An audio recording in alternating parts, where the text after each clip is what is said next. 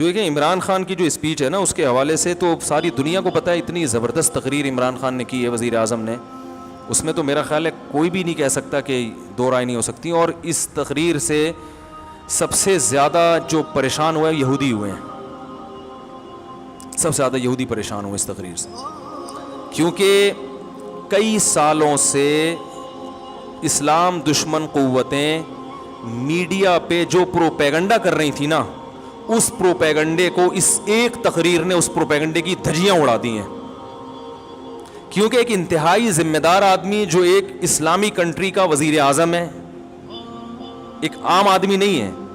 ایک اسلامی, کیونکہ سارے پروپیگنڈا اسلام کے خلاف ہو رہا تھا نا, تو ایک اسلامی کنٹری کا وزیر اعظم, اور ایسی جگہ پہ کھڑے ہو کر کہ دنیا میں اس سے زیادہ حساس جگہ اور اہم جگہ کوئی ہو نہیں سکتی, اقوام متحدہ کی جنرل اسمبلی میں اتنی لمبی تقریر اتنے کانفیڈنس کے ساتھ اور اتنے اہم ترین ایشوز پر اتنے کانفیڈنس کے ساتھ اور اتنے مدلل انداز میں بیان کر کے انہی کا چہرہ ان کو دکھانا, یہ میں کہتا ہوں کہ اس پہ پوری قوم کو, جب وہ ملک میں واپس آئے نا, لوگ چھکا مار کے آتے ہیں, ورلڈ کپ جیت کے آتے ہیں, پوری قوم کھلاڑیوں کو اٹھا لیتی ہے کندھوں پہ, لیکن انہوں نے چھکا مارا ہوتا ہے اور کچھ نہیں کیا ہوتا.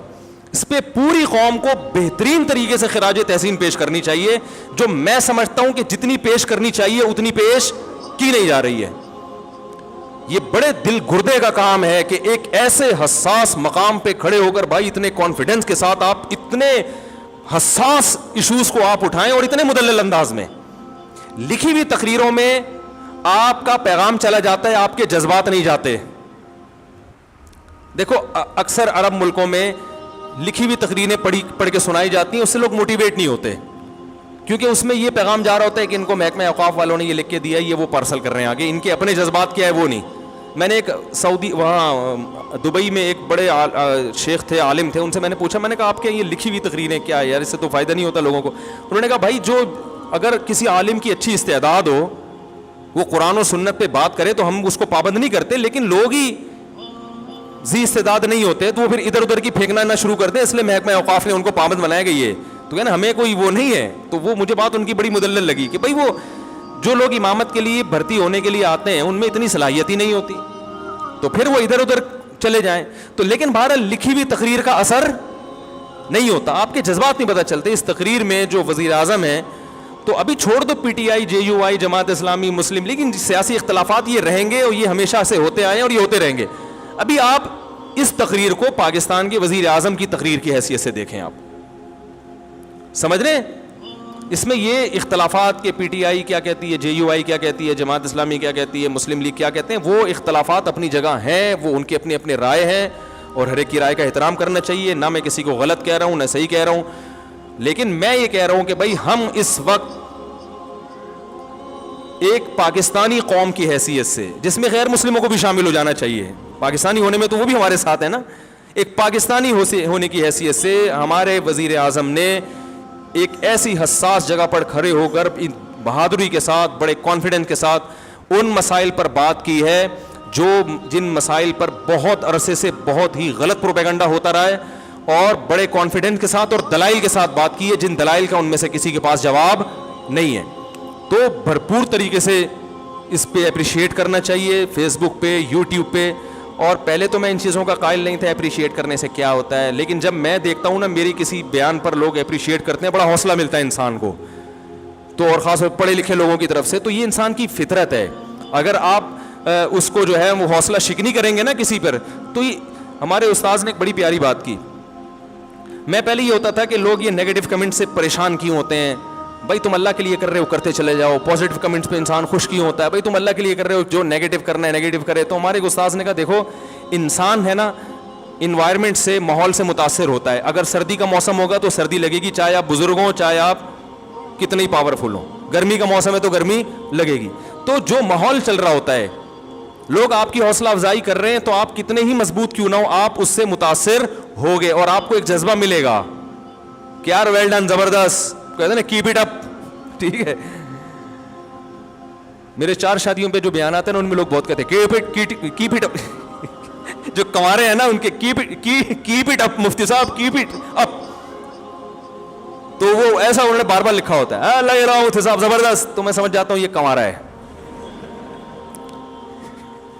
ٹھیک ہے نا, تو حوصلہ ملتا ہے انسان کو. نیگیٹو چیزیں چلتی ہیں تو ہوتا ہے, خاص طور پڑھے لکھے لوگوں کی طرف سے. ایسی جو فضول قسم کے گالیاں دے رہے ہیں, فحش دے رہے ہیں, وہ تو اپنا ٹائم ضائع کرنے کے علاوہ کچھ بھی نہیں. تو بھائی اس میں اس اسپیچ کا سالوں سے انتظار تھا, اور اس میں بہرحال وزیر اعظم کو اپریشیٹ کرنا چاہیے بھرپور طریقے سے. اس میں نیگیٹیوٹی کو لوگ اس میں بھی لگے ہوئے ہیں, کچھ لوگ ابے یہ تھا, ابے یہ تھا, ابے باتوں سے کیا ہوتا ہے, تو تم کر لو جا کے باتیں بھائی, باتوں سے ہی ہوتا ہے سب کچھ. حضرت جعفر طیار نے نجاشی کے سامنے باتیں ہی تو کی تھی جس پہ وہ پھوٹ پھوٹ کے رونے لگا تھا, مسلمان ہو گیا تھا. تو بہت کچھ ہو جاتا ہے باتوں سے, اور ان باتوں سے ممکن ہے اقوام متحدہ کی اسمبلی میں ایسے لوگ بیٹھے ہوں جو اسلام دشمن ہوں, وہ, لیکن بات یہ کہ یہ پیغام صرف ان تک نہیں گیا, یہ پوری دنیا میں گیا ہے پیغام. جب پوری دنیا میں پیغام جاتا ہے تو مخالفت کرنے والے بھی دباؤ کا شکار ہوتا ہے کہ بھائی یہ اس کا کیا جواب ہے آپ کے پاس. اور اس تقریر کے کچھ اچھے اثرات مرتب بھی ہوئے ہیں. اور بہرحال میں کہتا ہوں کہ یہ بڑا, میں کیا کہہ رہا ہوں, میری کیا اوقات ہے, بڑے بڑے علماء کہہ رہے ہیں. تو اگر کوئی میرے اس اسپیچ کے بعد مجھ پہ انگلی اٹھاتا ہے تو مجھ پہ نہیں, سب سے پہلے ان بڑے علماء پہ انگلی اٹھاؤ جو حضرت مفتی تقی عثمانی صاحب نے اپریشیٹ کیا ہے, ٹویٹ کیا انہوں نے. اور ان کے تو بڑے نپے تلے الفاظ ہوتے ہیں, وہ اتنے آرام سے کسی پہ کمنٹس نہیں کرتے. وہ تو اکثر سیاست میں تو وہ باتیں ہی نہیں کرتے, اور میں بھی سیاسی باتیں نہیں کرتا, چھوڑ دی ہیں جو پہلے میں کرتا تھا, توبہ کر لی ہے میں نے. لیکن بھائی یہ سیاسی بات نہیں ہے, کم از کم ایک اسلام کی بات کی انہوں نے. سارے ایشوز اٹھائے ہیں, پردے کا مسئلہ اٹھایا, پردے کا مسئلہ. اور وزیر اعظم کی وائف اگر پردہ کرتی ہے بھائی, اس پہ بھی سلام کرنا چاہیے. دیکھو جو اونچی پوسٹ پہ جو لوگ ہوتے ہیں نا, ہمارے پردے کے 1 گھنٹہ بیان سے اتنا خواتین کو حوصلہ افزائی نہیں ہوتی